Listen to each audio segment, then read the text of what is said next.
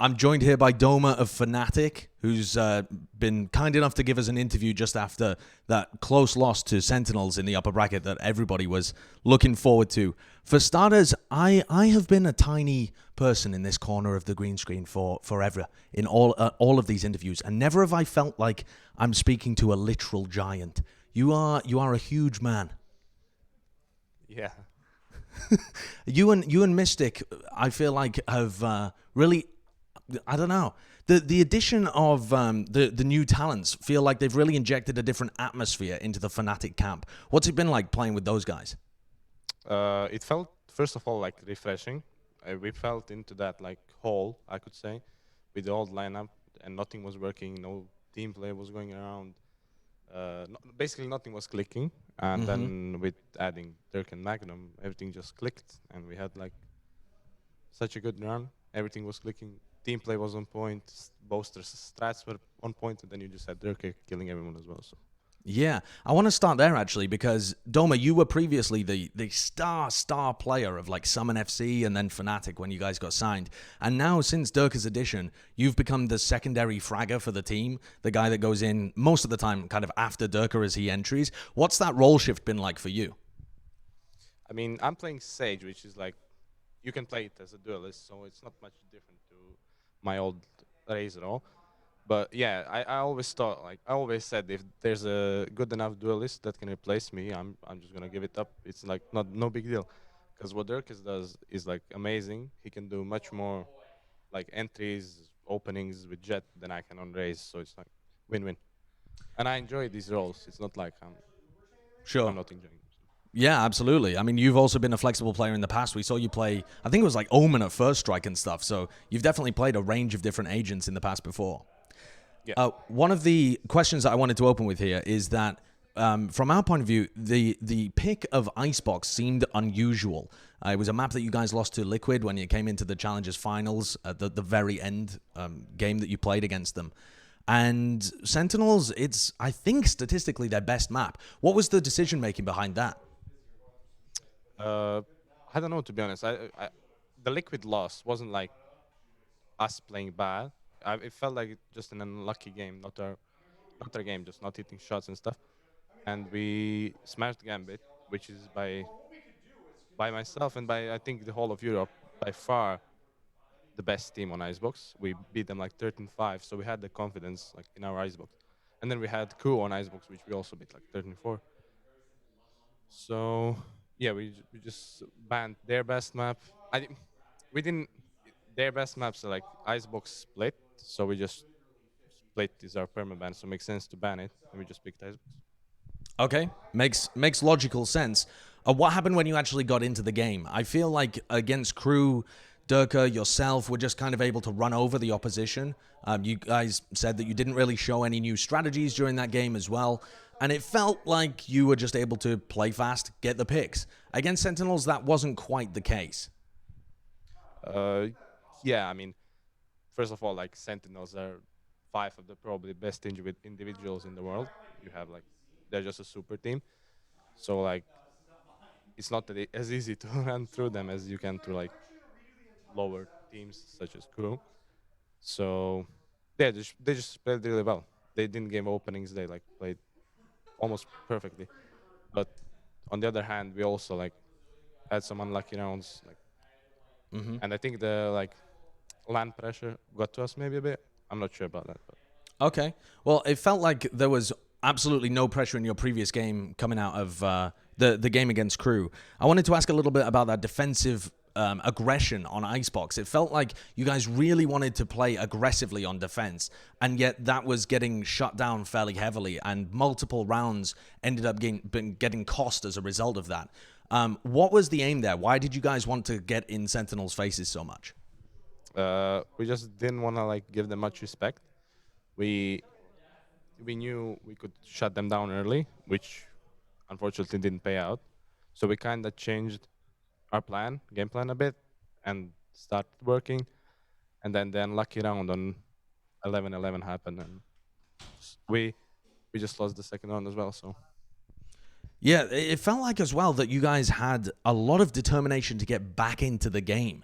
There were multiple points on both maps, actually, where you guys ended up being down by quite a long stretch. I remember you were 8-4 down at the half on Haven. I can't exactly remember what the score was at the half on Icebox as well, but it felt like there was severe comebacks to get to the final points where it was really close. What was the atmosphere like when you're down so far and beginning that comeback?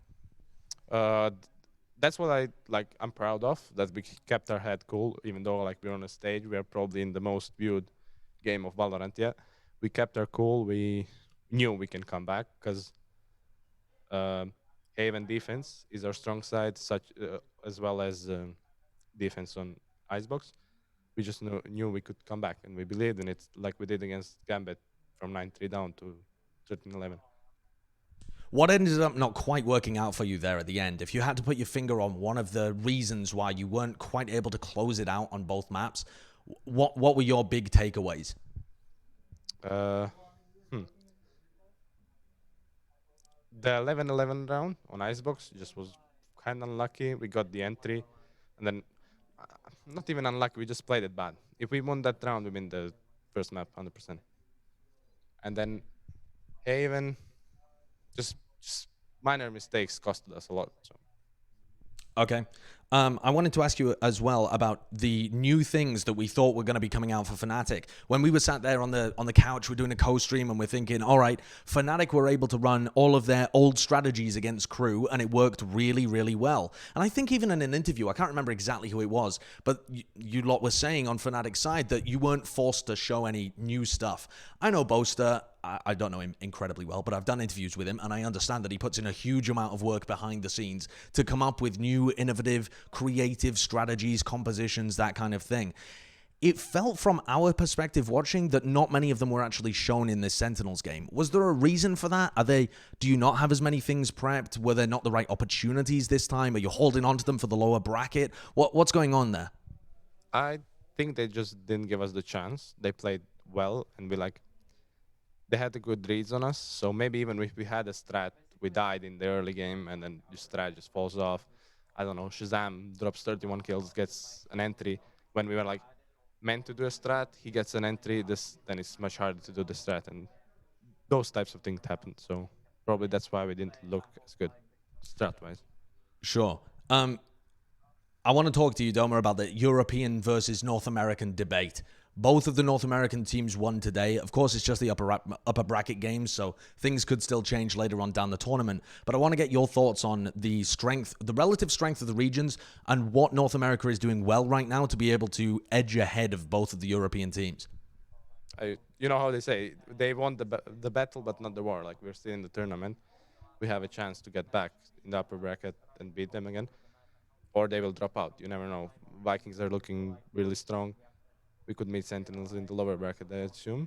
What NA is doing good is, I think they're just like playing really well on the fly. They have really good like individuals that can all like pull rounds out of nowhere, and I think that's their biggest strength. What was it like playing against Tens? And not just Tens, but the other guys on Sentinels who are excellent players individually. Because so far, Durka and Doma have been up at the very top when it comes to duelists. You and Durka have just been right up there, highest ranked duelists when it comes to the European scene. People only comparing you to duelists like Scream or CNED or whatever.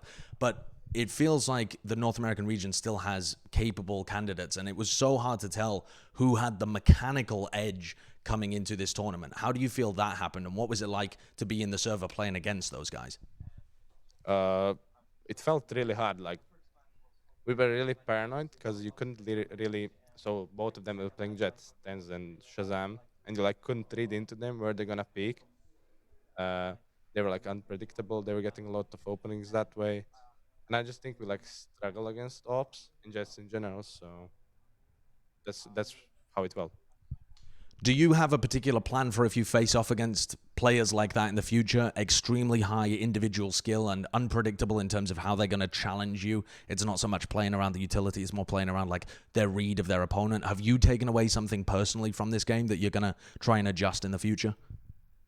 I don't want to play against Jets anymore because whenever we play against the Jet, we just get like CNET, Tens, Shazam, they're all just so good. I don't know. We need to learn how to play against them. Nowhere around it. Okay.